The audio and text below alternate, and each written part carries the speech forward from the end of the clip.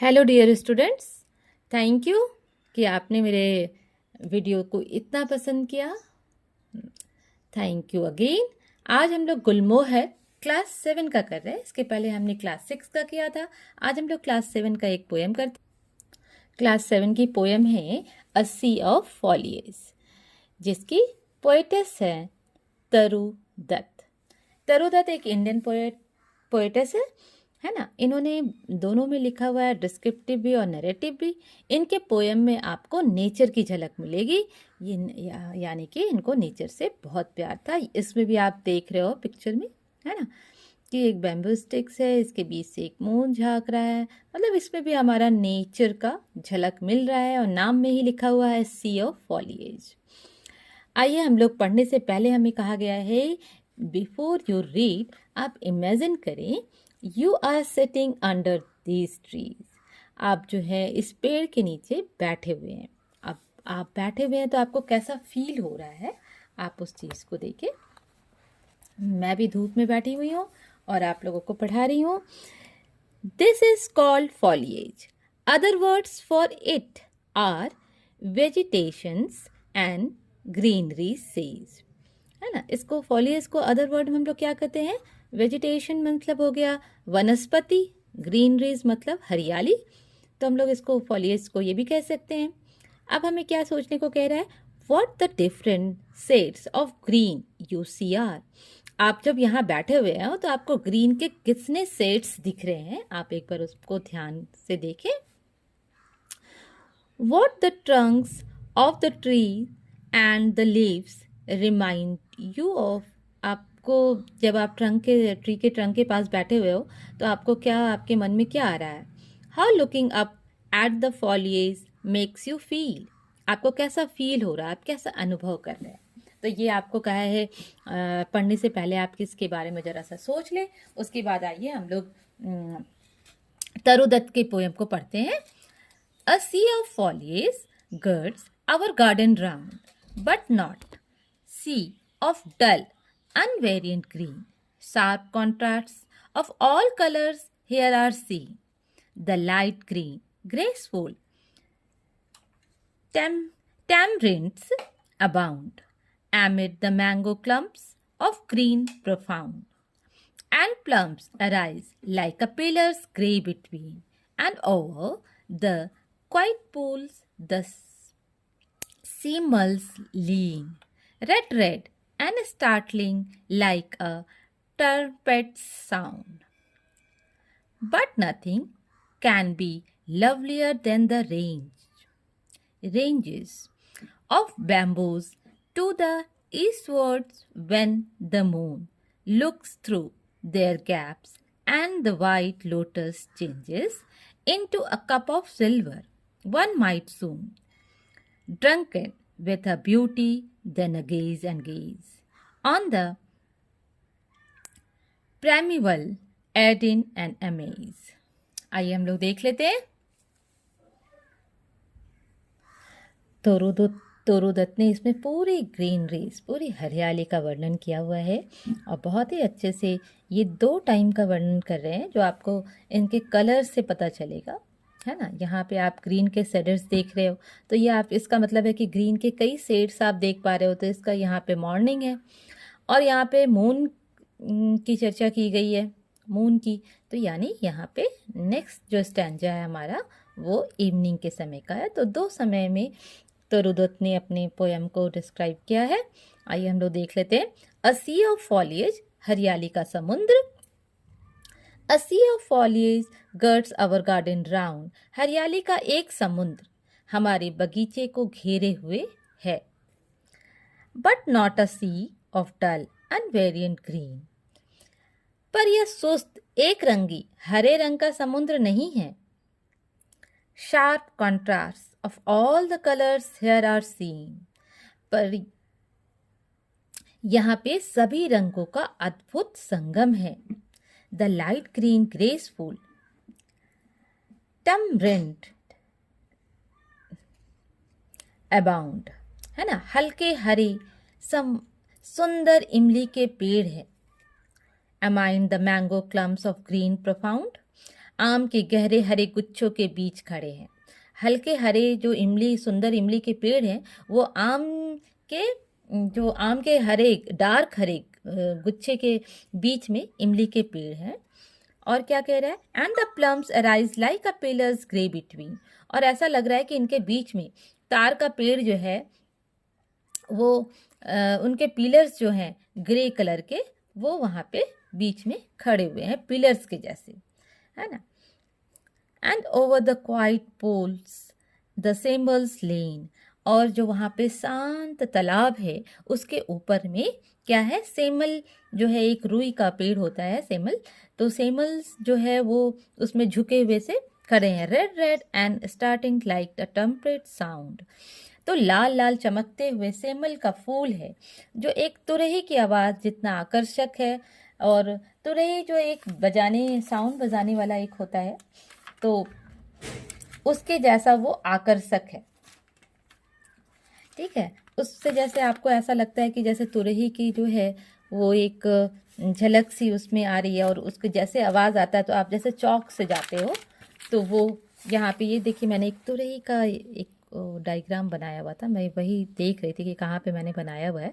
Trumpet sound इसी को कहते हैं, इसको यहाँ से बजाते हैं, यहाँ से साउंड निकलता है, तो इसकी आवाज़ से जो है वो कोई भी चौक जाता है।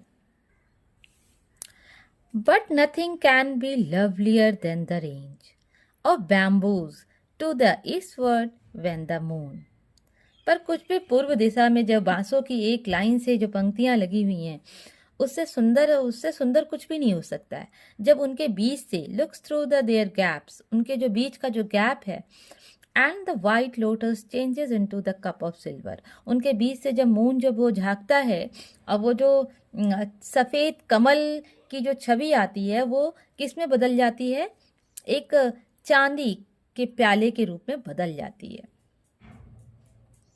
On might soon drunken with a beauty than the gaze, और gaze and gaze, मतलब इनकी इतनी सुंदर है कि इसके नशे में कोई भी डूब सकता है ना।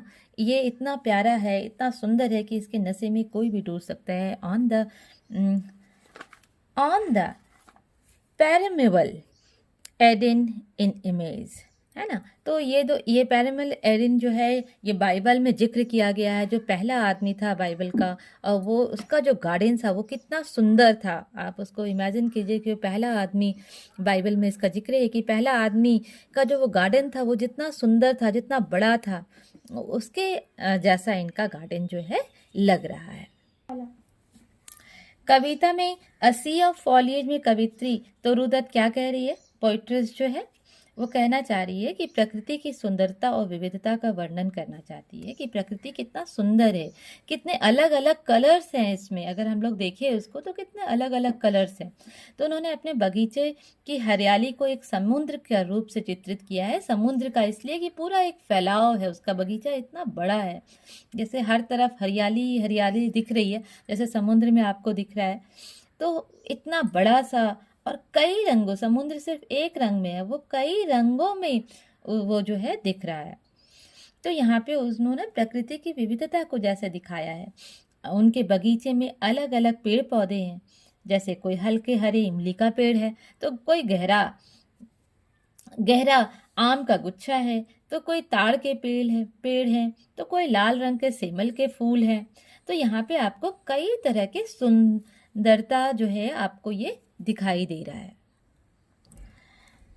तो यहाँ पे आप देख रहे हो कि लाइट ग्रीन, डार्क ग्रीन, हर कलर्स में इन्होंने अपने उसमें रेड सेमल्स के फूल का वर्णन किया गया है। और क्या कहा है इन्होंने कि प्रकृति का सौंदर्य कितना मंत्रमुग्ध करने वाला है ना। इतना सुंदर होता है कि कोई इसमें खो सकता है। जिसको हरियाली पसंद होगी वो शायद इस तरुदत्त की इस पोयम को बहुत अच्छे से समझ पा रहे होंगे। यहाँ पे उन्होंने मून और बैम्बू स्टिक का वर्णन किया है कि रात में जब मून जो है बैम्बू स्टिक का जो झुरमुट होता है उसके बीच से जब झांकता है तो कैसा एक सफ़ेद कमल की तरह दिख रहा होता है, और वो जो है चांदी के प्याले में परिवर्तित हो जाता है। इसका जो वो चेंजेस जो उसमें नज़र आ रहे हैं उस चीज़ को उन्होंने बताया है। पोइट्रेस साथ में तरुदत्त ये भी बताना चाह रही है कि प्रकृति जो है वो बहुत ही सुंदर है। इसमें जो हार्ड वर्ड है उसको मैं आप लोगों को बता दे रही हूँ। फॉलियस पत्ते, है ना, हम लोग ने देखा था। Vegetations and greenery. गर्ड्स करधनी या सराउंड्स, यहाँ पे जैसे मीनिंग है सराउंड्स मतलब चारों ओर। गार्डन बगीचा। राउंड गोल। डल उदासीन। अनवेरिएंट अपरिवर्तित जो चेंज नहीं हो रहा है। विदाउट चेंज द सेम एक जैसा हो, बिना बदलाव के एक जैसा। कंट्रास्ट विरोधाभास, अलग अलग कलर, है ना, बहुत सारी, कोई डार्क ग्रीन है तो कोई लाइट ग्रीन है, तो कंट्रास्ट। ग्रेसफुल सुंदर। टैमरिंड, टैमरिंड्स इमली के पेड़ को कहते हैं। अबाउंड प्रचुर मात्रा में, बहुत ज़्यादा मात्रा में। एग्जिस्ट इन लार्ज नंबर बड़ी संख्या में मौजूद होना, है ना। वहाँ पे जैसे वहाँ उनका गार्डन था तो बहुत संख्या में जो थे आम के पेड़ थे, इमली के पेड़ थे, तो उसको अबाउंड कहा गया है। एमिड के बीच में, उनके बीच में क्या था, आमों के पेड़ों के बीच में इमली के पेड़ थे, डार्क कलर के बीच में लाइट कलर। क्लम्प्स गुच्छों। Bunch of clusters. Things close together, है ना, गुच्छों का एक समूह, चीजें जो एक दूसरे के करीब है, सटी सटी है। बागान में पेड़ पौधे कैसे होते हैं, एक दूसरे से सटे सटे से होते हैं, और जब आप दूर से देखोगे तो एकदम लगेगा कि एकदम पास पास में। तो उसी चीज को ने यहाँ पे क्लम्प्स से वर्णन किया है। प्रोफाउंड गहरा, है ना, डार्क कलर जिसको हम लोग कह रहे हैं। और हमारे बुक में भी दिया हुआ है ग्रीन प्रोफाउंड मतलब डीप डार्क ग्रीन से इसको बताया गया है। एराइज उठना। पिलर्स खंबे, जो घर में आपने देखा होगा खंबों को, पिलर्स उसी को कहा जा रहा है। क्वाइट शांत। पुल्स लाल छोटे तालाब, पाउंड पुल, ठीक है। ट्रम्पेट तुरही, है ना, ये एक बजाने वाला है। रेंजेस पर्वतमाला। ईस्टवर्ड पूर्व की ओर जाने वाला। थ्रू के माध्यम से, किसी के माध्यम से। सून बेहोशी या फिल डेजी चक्कर आना, है ना, जैसे कि उसकी इतनी सुंदरता थी कि उसमें कोई खो गया, बेहोश हो गया, उसमें उसी में डूबा रह गया, वहाँ से उसको हटने का मन नहीं कर रहा है। ड्रंकन शराबी। गेज टकटकी लगा के देखना, मतलब बस देखे ही जा रहे हैं, गेज एंड गेज, है ना, बस देखे ही चले जा रहे हैं। प्राइमेवल एडन आदिम ईडन, मतलब यहाँ पे जो है हमारे उसमें बुक में दिया हुआ है, अगर आप लोग देखें तो the first garden where according to the Bible, Bible के अकॉर्डिंग जो पहला गार्डन था जहाँ पे एडम और एव रहते थे, the first human beings lived, है ना, जहाँ पे पहले आदमी जो है वो रहते थे, तो उसी को कहा गया है। एमिस चौंका देना, अचंभित कर देना, इतना सुंदर दृश्य है कि हम लोग जो है अचंभित हो जा रहे हैं। तो ये तोरूदत्त का जो है पोयम बहुत ही अच्छा है। समरी, कभी कभी समरी भी आ जाता है तोरूदत्त का, तो आइए हम लोग इसमें समरी में देख लेते हैं कि क्या लिखा हुआ है। तोरूदत्त ने अपना एक छोटा सा जीवन जो है कहाँ पे गुजारा है, वेस्ट बंगाल में, ठीक है। छोटा सा जीवन जो है, कुछ मतलब जीवन का कुछ समय उन्होंने पश्चिम बंगाल वेस्ट बंगाल में गुजारा है, जहाँ पे 2 विशाल बागान थे, उद्यान थे, 2 बड़े बड़े उनके गार्डन थे वेस्ट बंगाल में, ठीक है।